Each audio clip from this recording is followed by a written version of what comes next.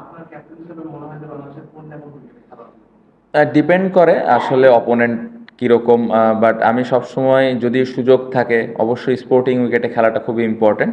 But হ্যাঁ, অবশ্যই দিন শেষে আপনার এটাও ভাবতে হবে যে এটা একটা ইন্টারন্যাশনাল টেস্ট ক্রিকেট, সো এখানে খেলা জিতাটাও ইম্পর্টেন্ট। সো জেতার জন্য যেই যতটুকু সুযোগ সুবিধা নেওয়া দরকার সেটাও নিতে হবে। বাট আমার মনে হয় যে স্পোর্টিং উইকেট থাকলে খুব ভালো। আপনি যদি এই ম্যাচের উইকেটটা দেখেন, ব্যাটিংয়ের জন্যও খুব ভালো ছিল, বোলারদেরও হেল্প ছিল, পেস বোলার থেকে শুরু করে স্পিনার সব। সো এটা এরকম উইকেট থাকলে পুরা দলের জন্য ভালো, but it depends on the opponent. আমাদের ব্যাটারদের আমরা দেখছিলাম যে ওদের স্পিনাররা খুবই ভালো করছিল সিলেটের মতো স্পোর্টিং উইকেটে। তো নেক্সট ম্যাচ আমাদের মিরপুর, সেখানে ওদের স্পিনারদের বিপক্ষে আমাদের চ্যালেঞ্জটা আরো বাড়তে পারে কিনা।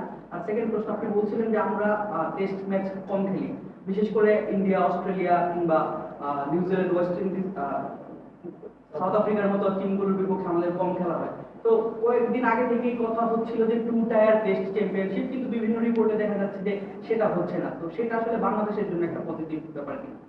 অবশ্যই পজিটিভ ব্যাপার, আমরা তো সব দলের সাথে খেলতে চাই। আপনি যেটা বললেন যে আমরা কম ম্যাচ খেলি, তো সবার সাথে খেলার অপরচুনিটিটা থাকলে আমাদের ইমপ্রুভ করার জায়গাটাও থাকে, আমরা কি অবস্থানে আছি এটা বোঝাটাও সহজ হয়।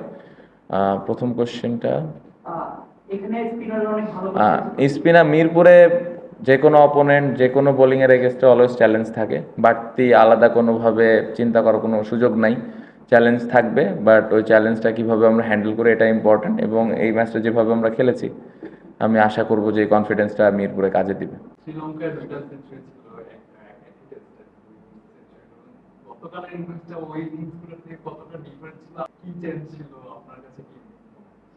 না, শ্রীলঙ্কার সাথে ডিফারেন্ট চ্যালেঞ্জ ছিল। ওইখানে ওদের বোলিং অ্যাটাকটাও ডিফারেন্ট, ওদের স্পিন বেশি, আমাদের খেলা লেগেছে ওইখানে। সো ওই জায়গাটাতে একটু ডিফারেন্ট চ্যালেঞ্জ ছিল। এখানে যেরকম পেস বলাররা বেশ কিছু ওভার বল করেছে, কন্ডিশনটা ডিফারেন্ট। সো আমি ব্যাটিংয়ের দিক দিয়ে খুব বেশি আলাদা করব না, বাট হ্যাঁ, কন্ডিশন এবং অপোনেন্টের স্ট্রেংথ ডিফারেন্ট ছিল, ওই অনুযায়ী ব্যাটিং করার চেষ্টা করেছি। টিম নিয়ে যদি একটু বলতেন, টিম খেলায় ডিফারেন্সটা কি ছিল আপনার গত কয়েক মাস যদি বলেন, বা এখন আসলে কি ডিফারেন্স?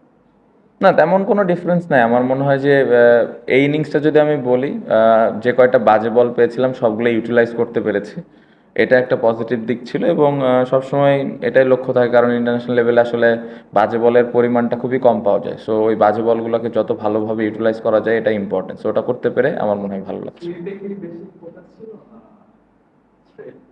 না, এই ইনিংসে তো আমি খুব বেশি সুইপ খেলিনি। আমার মনে হয় একটা সুইপ খেলেছি, প্যাডেল সুইপ কিছু খেলেছি, ওরকম কিছু না, মেরিট অফ দ্য বল খেলার চেষ্টা করেছি। আমরা 580+ রান করেছি।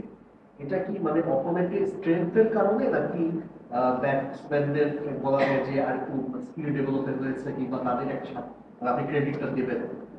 না, আমি ব্যাটসম্যানদের এখানে ক্রেডিট দিব, স্পেশালি বোলারদেরও ক্রেডিট দিব। দেখেন, ইন্টারন্যাশনাল ক্রিকেটে হ্যাঁ অবশ্যই আমি বলছি না যে অনেক স্ট্রং দল বা অনেক ছোট দল, আমি এই ডিবেটে যেতেই চাই না। International cricket, specially test cricket, সবসময় চ্যালেঞ্জ থাকে। আপনি দেখেন যে কয়টা রান করেছে, জয় 170, মমিনুল ভাই 80, সাদমান 80, এই প্রত্যেকটা শট যখন তারা ম্যাচে যে খেলেছে সবগুলো এক্সিকিউট করা লেগেছে। সো ওই এক্সিকিউশন না হলে কিন্তু আউট হয়ে যেত। আমরা কিন্তু এর আগে জিম্বাবুয়ের সাথে এখানে হেরে গেছিলাম। সো আমার মনে হয় যে অ্যাজ এ ব্যাটিং ইউনিট বা বোলিং ইউনিট প্রত্যেকটা জায়গায় আমাদের ওই প্ল্যানটা এক্সিকিউট করা লেগেছে, এবং যেটা আমরা করতে পেরেছি এটা শুধুমাত্র যে অপোনেন্টের কারণে তা না, এটা যদি প্রপার স্কিল না থাকে বা মেন্টালিটি যদি ঠিক না থাকে এটা করা সম্ভব না। সো আমার মনে হয় যে ক্রেডিটটা পুরা ব্যাটিং এবং বোলিং ইউনিটকে দেওয়া উচিত।